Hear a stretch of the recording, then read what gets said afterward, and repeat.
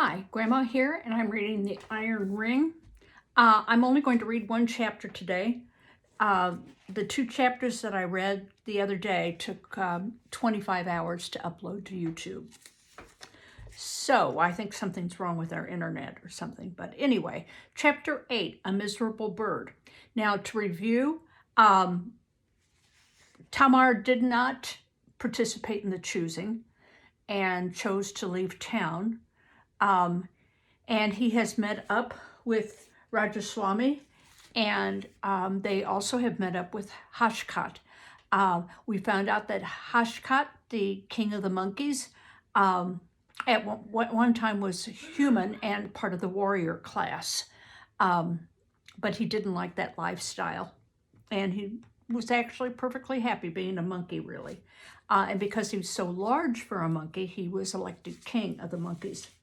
But now, Hashkat and Tamar are stuck in the thorns. They'd been told to go around, but Tamar was sure that he could use a sword to get through this forest of thorns.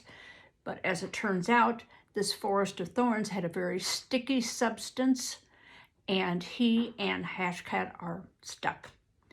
Number 8, A Miserable Bird. At first he believed the thorns had trapped him, but Tamar quickly understood otherwise. What held him fast was a sticky juice, a thick resin oozing from the vines. Hashkat scurried to help, but before Tamar could warn him, the monkey was firmly glued and in an even worse plight. His long tail was caught, and his struggles only succeeded in turning him head over heels, dangling upside down. Rajaswami trotted up. "Good heavens, what are you doing?" "Keep back," Tamar called over his shoulder, "or you'll be stuck along with us." The sap from the vines was hardening, and he saw it was urgent to break free, yet each movement embedded him deeper. "Acharya, listen to me carefully," Tamar ordered. "We'll need the horses to haul us loose. Fetch ropes from the saddle packs." "Step lively, too," put in Hashkat, flailing back and forth. "Do you think I enjoy hanging here like a bat?" "Hashkat first," Tamar said when Rajaswami hobbled back with the coils of rope. "You'll need to make a harness for him, then hitch the line to Gayatri." That's the horse. The more the Acharya attempted to heed Tamar's directions, the more he fumbled vainly with the cords and almost tangled himself into them. At last, despairing, he threw up his hands. "Forgive me, I can't do it," he moaned. "There has to be a better way. Let me contemplate. Something will come to mind." He plumped himself down on the ground, crossed his legs, folded his arms. An idea's bound to seize me. "I'll seize you if I ever get loose," yelled Hashkat. "Acharya, there's no time." Tamar renewed his struggling. The sap had begun to glaze and turn nearly solid. "Well, there's a familiar sight," declared a familiar voice. "One sound asleep, the other—" "I'm not asleep," Rajaswami broke in. "I'm contemplating." Tamar twisted his head around to stare into the shining black eyes of Miri. Her long hair had been bound up, and she wore the jacket and leggings of a cowherd. "The other stuck in brambles," she went on, "and still another—" "It's the Gopi!" squealed Hashkat, "the one who crowned me with a bucket." "And what, the king of monkeys again?" Miri set her hands on her hips and cocked an eye at Hashkat. "Well, your monkeyship, you've got yourself in a new pickle." "How did you find us?" Tamar broke in. "What are you doing here?"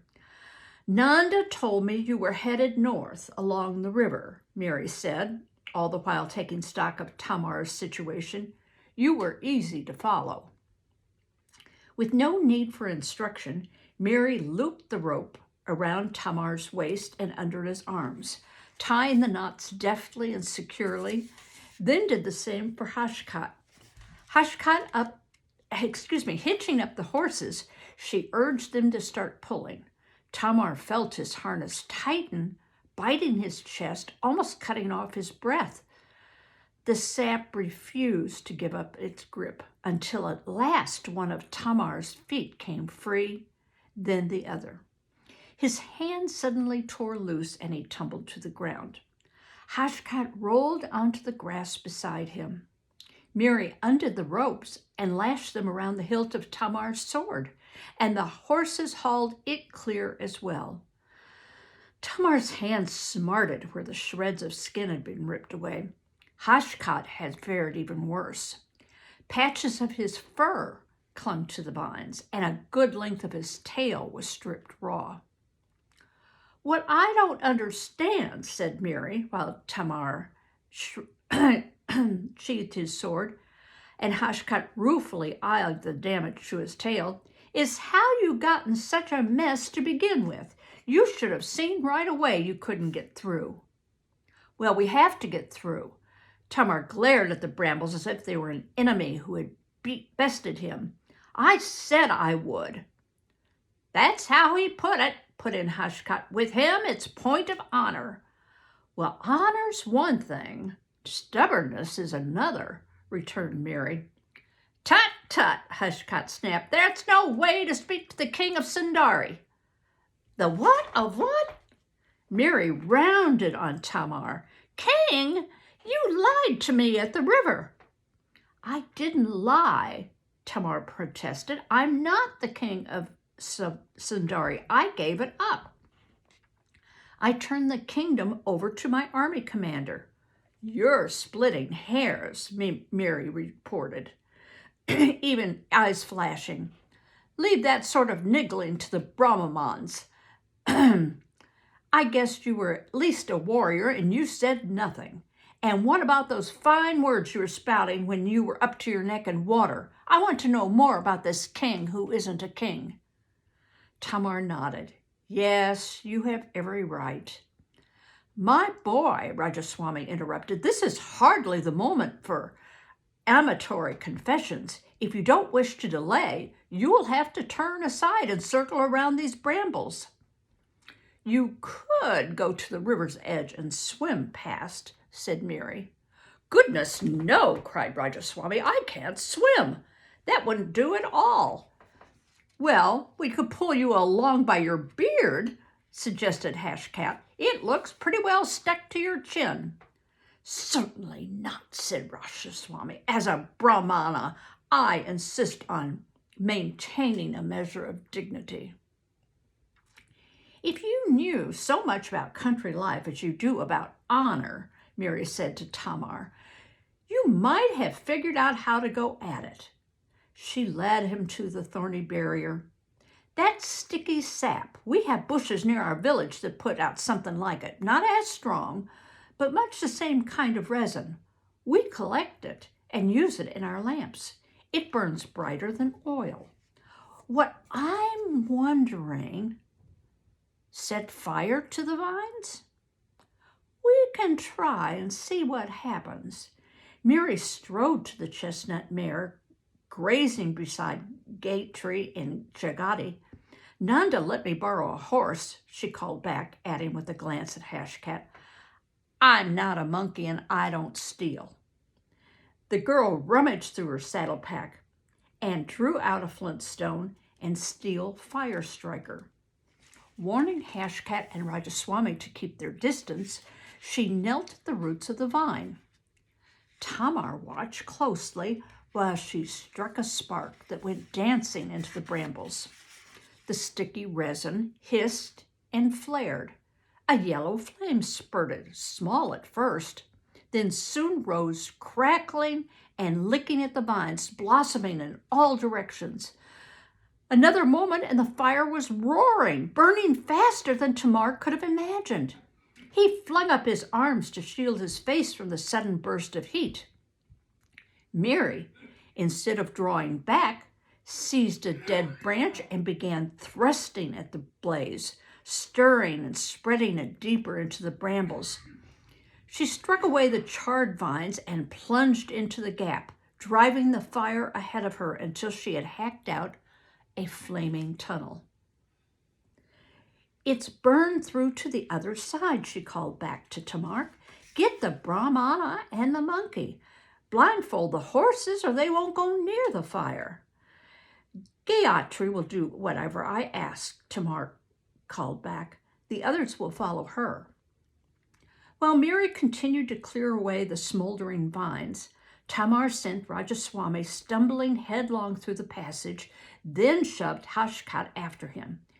He ran back to fetch the horses, who whinnied fearfully, but nevertheless heaved their way through the dense black smoke and showering sparks. At the same time, Tamar heard loud squawks and screeches from somewhere above. Paying no heed, he hastily led Gayatri and the other two steeds into the open air beyond the brambles. There, Rajaswami was coughing and rubbing his eyes. Hashkat, brushing cinders from his fur, protested that he could have had his tail burnt to a crisp. Miri, her face smudged still darker by soot, closely observed the smoldering passageway. "Bravely done," Tamar went quickly to her. "You have the heart of a warrior." "I hope not," Miri said. She pointed at the brambles. "Look, the flames are dying down. Good. Otherwise, I'd have to find a way to keep them from spreading too far." "What does it matter? You got us through it."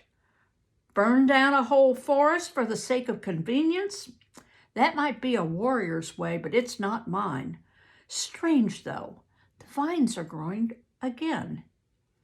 Even as Tamar watched, new tendrils sprouted, fresh and green, beginning to entwine and fill the burned-out gap.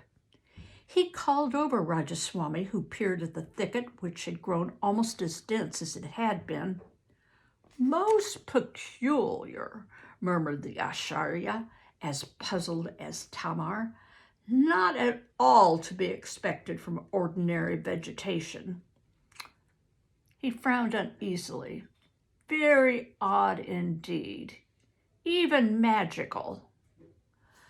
"The door's closed behind us, so to speak," said Hashkat. He glanced at his scorched tail. "That's all right. I don't intend going back. I admit the gopi did us a service, but I might have ended up roasted." The same instant before Tamar was aware that was what was happening, a large and lopsided bundle of ragged feathers came swooping toward him, beating its widespread wings and buffeting him out the head and shoulders, screeching furiously. "Shma! Shma!" squawked the bird. "Enough is enough! I'll stand for no more of your persecution and harassment. You've gone too far." While Tamar fended off the assault, the bird kept up its cries of outrage and indignation until suddenly it flopped to the ground, rolled to its back, and shut its eyes tightly. "What is this creature?" exclaimed Tamar, still bewildered by the attack. Miri and Rajaswami drew closer to stare curiously at the motionless form. Hashkat squatted down and poked it with a finger. "It looks like a cross between a buzzard and a trash heap," said the monkey. "Whatever it's called." The bird opened one red-rimmed eye. "Garuda is what it's called. Not that it matters. Who cares? It's just poor, helpless Garuda. Call him a buzzard, call him trash, whatever you please. Go ahead, you grinning idiot. Are you going to kick me while I'm down? You might as well. You've done your worst already." "What are you talking about?" Tamar knelt beside the disheveled bird, who rolled over and stood up on a pair of scabby legs. "We've done nothing to you." "Nothing?" Garuda snapped his hooked beak. "Of course not. Nothing to make you lose a wink of sleep. Nothing to weigh on your conscience for even an instant. Well, this time I've lost patience. You've driven me past endurance." "I'm sorry. Mary began, reaching out a hand to calm the bird. "I didn't know you had a nest there." "A likely story!" Garuda flung back. "I should believe that.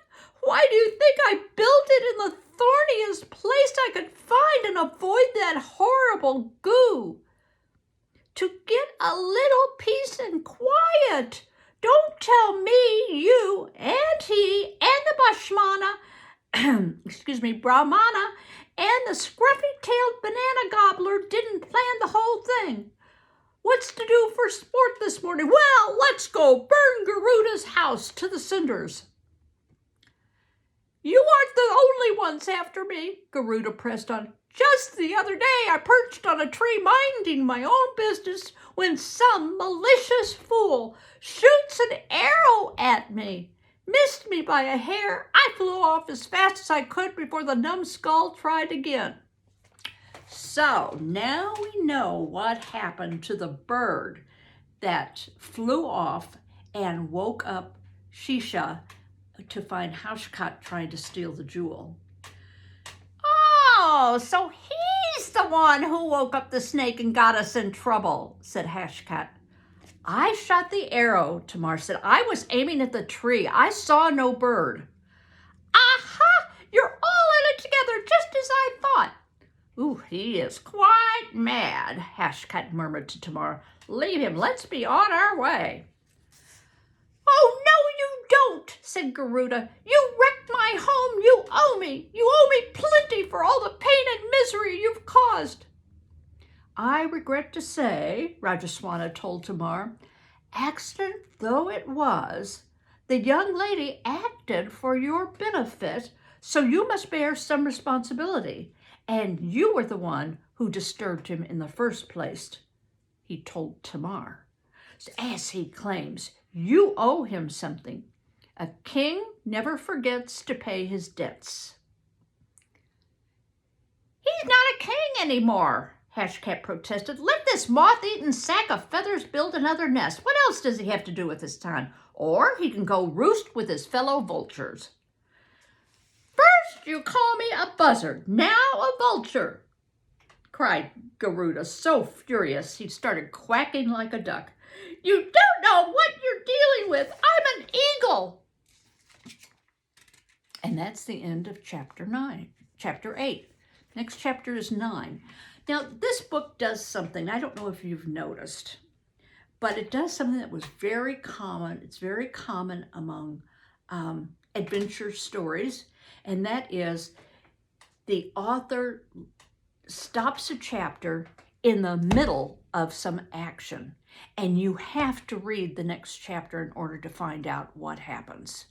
That is called a cliffhanger, and it is named for a technique that was used in the old movies in the 1920s and 30s, where people would have to come back to the theater the next week to see the rest of the movie and how it happened. And it often ended with someone hanging from a cliff and you didn't know if they were going to live or not.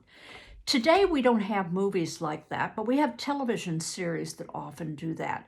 They often end the season with a cliffhanger, and you have to wait 3 months to find out how that story ended. Fortunately, they usually have some kind of review for you. But anyway, that's all for chapter 8, and we will continue with chapter 9 another day. Bye-bye.